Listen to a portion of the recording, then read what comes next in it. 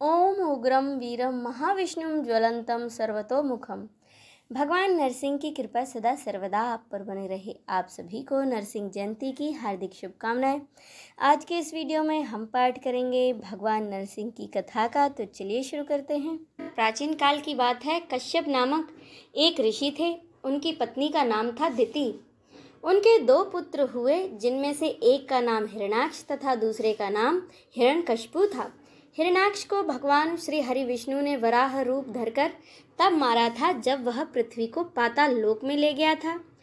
इस कारण से हिरण्यकशिपु बहुत कुपित हुआ। उसने अपने भाई की मृत्यु का बदला लेने के लिए कठिन तपस्या करके ब्रह्मा जी को प्रसन्न किया। जब ब्रह्मा जी ने प्रसन्न होकर उसे दर्शन दिए तो उसने अमर होने का वरदान मांगा।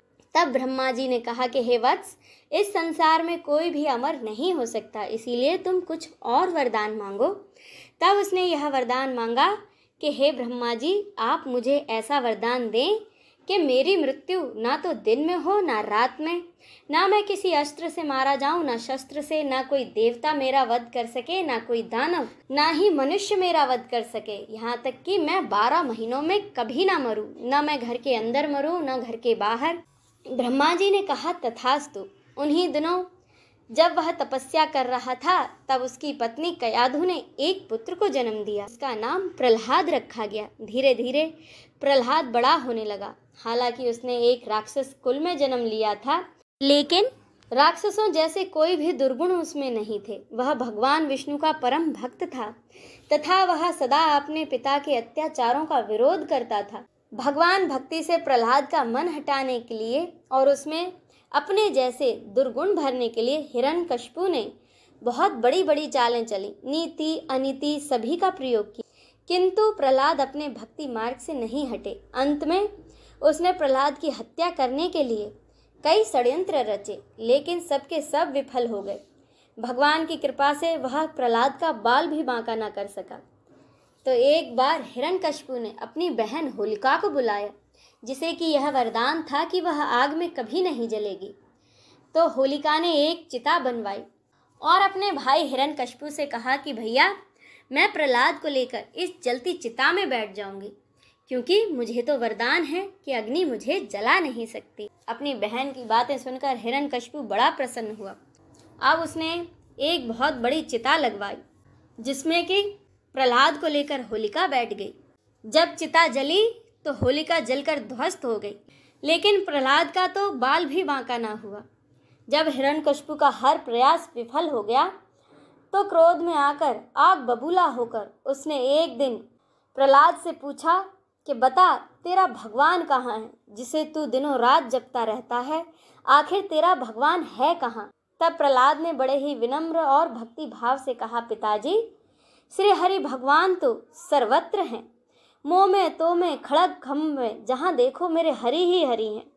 इतना सुनकर क्रोध में और अपने मद में चूर हिरण्यकशिपु ने एक खम्भे के पास जाकर कहा, क्या इस खम्भे में भी तेरे भगवान हैं? तो प्रहलाद ने उत्तर दिया, हाँ पिताजी, इस खम्भे में भी मेरे भगवान हैं। इतना सुनकर हिरण्यकशिपु ने क्रोध में आकर एक घूंसा मारकर उस खम्भे को तोड़ दिया। तभी उस खंबे में से एक सिंहासन निकला, जिस पर कि नरसिंह भगवान विराजमान थे। अब तो नरसिंह भगवान ने हिरण्यकशिपु को पकड़ लिया। उन दोनों के बीच घनघोर युद्ध हुआ। अंत में भगवान हिरण्यकशिपु को पकड़कर दहलीज पर ले गए और दहलीज पर बैठकर उन्होंने हिरण्यकशिपु को अपने घुटनों पर लिटा लिया और उसे उसका वरदान याद दिलाया।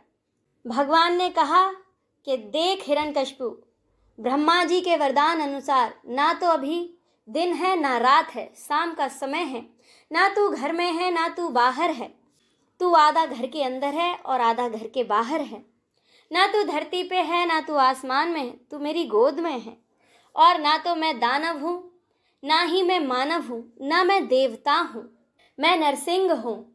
और ये सुन, तूने कहा था कि तू 12 महीनों में कभी ना मरे, तो आज मैं तेरे लिए 13वां महीना भी बना देता हूँ, जिसे कि हम अधिक मास के नाम से जानते हैं। इतना कहकर भगवान ने अपने नाखूनों से उसकी छाती फाड़ डाली, लेकिन अपने भक्त प्रहलाद के कहने पर भगवान श्री नरसिंह ने उसे मोक्ष प्रदान किया तथा प्रहलाद की सेवा से और भक्ति से प्रसन्न होकर प्रहलाद को वरदान दिया कि आज के दिन जो लोग मेरा व्रत करेंगे वे पाप से मुक्त हो जाएंगे और अंत में मेरे परम धाम को प्राप्त होंगे। इसी के साथ यह कथा संपूर्ण होती है। बोलिए भक्त वत्सल भगवान की जय। हर हर महादेव।